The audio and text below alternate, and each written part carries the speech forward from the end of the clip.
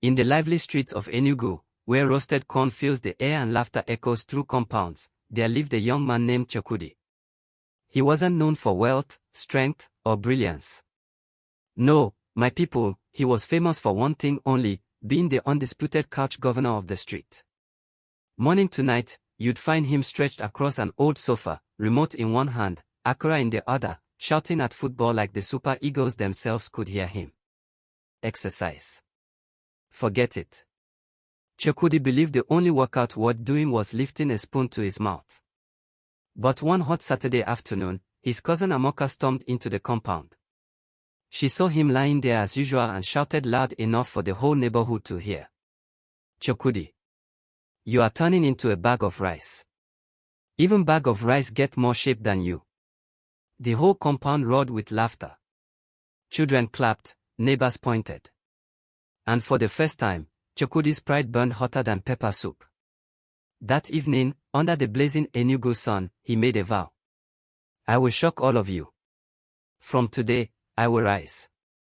I will do push-ups until my chest no longer looks like pillow. The very next morning, he tried his first push-up. His arms trembled, his waist sagged, and his chest went down, but never came back up. Boom. His face kissed the floor like communion bread. Children laughed till their bellies hurt. Amoka shook her head and said, Aya, bag of rice has now become bag of sand. But Chukwudi refused to quit. He got back up, dusted his singlet, and whispered, Today not today. Even if I fall 100 times, I will rise 101 times. With no gym or dumbbells, he invented his own workouts, lifting buckets of water, tying Gary sacks to broomsticks, even squatting with goats in his arms. Neighbors mocked, children laughed, but every single day, he grew stronger. Weeks turned into months. His stomach shrank, his chest hardened, his arms took shape. One morning, Amoka stopped in her tracks and muttered, Chai. Chukwudi, your arm don't dey resemble boy Diamo.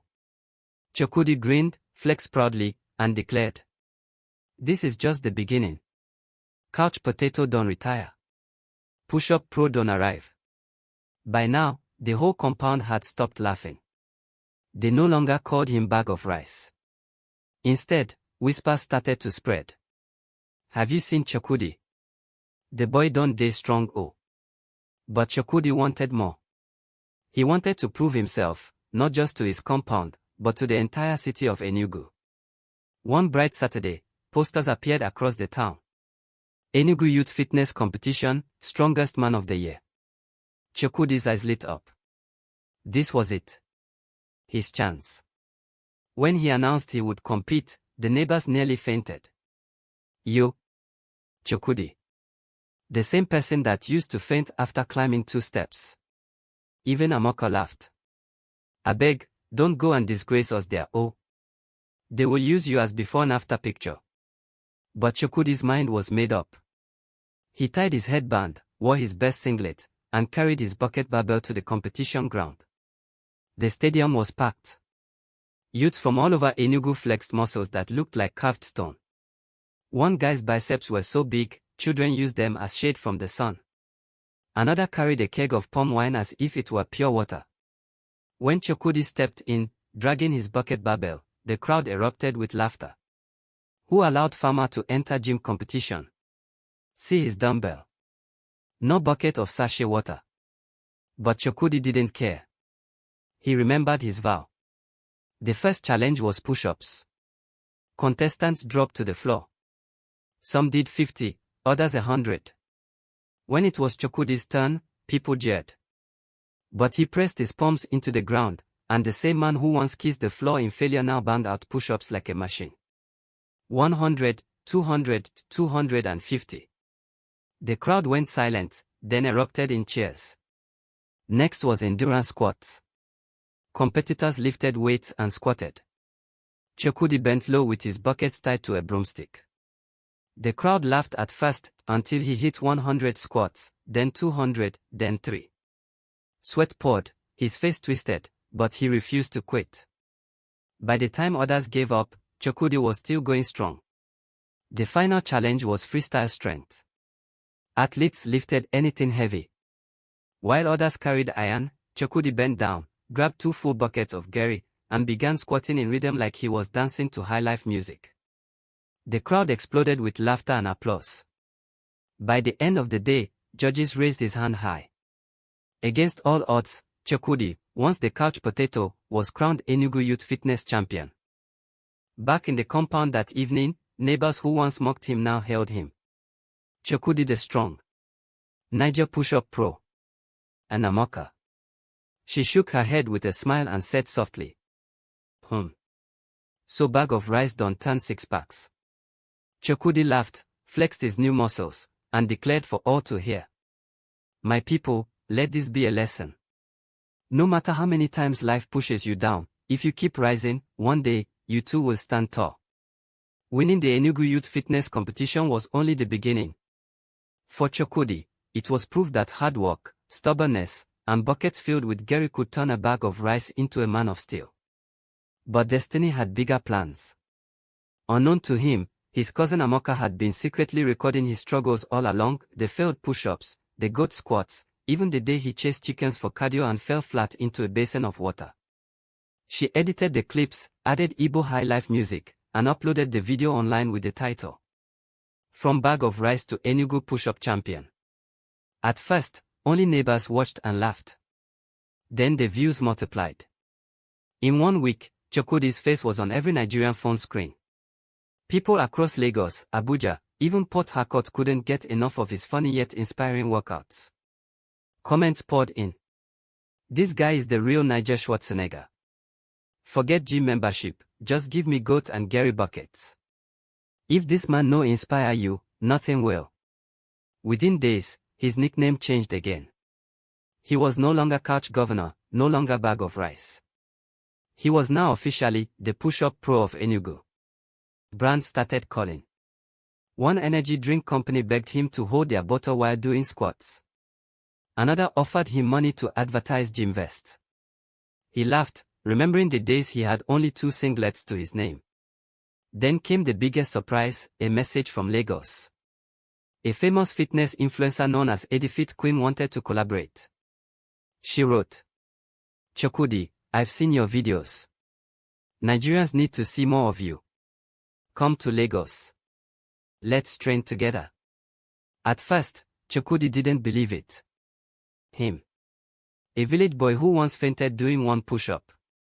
But Amoka clapped her hands and shouted, Brother, pack your bags. This is your destiny. Don't go and disgrace Enugu people. So Chukwudi packed his Gonna Must Go bag, tied his bucket barbell with rope, and set out for Lagos, determined to prove that the push-up pro could rise beyond his city. When Chukwudi arrived in Lagos, the city swallowed him whole, the traffic horns, the endless skyscrapers, and gyms that looked like science laboratories. Edifit Queen welcomed him with a bright smile and said, Welcome, push-up pro. Time to show Lagos what Enugu has taught you. But the moment he stepped into the gym, Chukwudi's jaw dropped. Machines everywhere, cables, treadmills, ellipticals. He touched one and whispered, So this is how Lagos people grow 6-packs. The first machine he tried was the treadmill. He pressed the button, and it shot off like a coda on 3rd Mainland Bridge. Chukwudi flew backward, rolling like a Akora ball. The gym roared with laughter. Next, he tried the rowing machine. He pulled the handle so hard, he slid off the seat and nearly collided with a mirror. Again, laughter filled the room. But Edifit Queen encouraged him. Don't worry, Chukwudi. Failures make the best stories. So he returned to what he knew best, bodyweight workouts and his bucket barbell. While Lagosians lifted polished dumbbells, Chukwudi squatted with his buckets filled with water. At first, they laughed. But when he hit 200 squats without stopping, the laughter turned into applause. Then came push-ups. The challenge was simple: who could do the most in 5 minutes?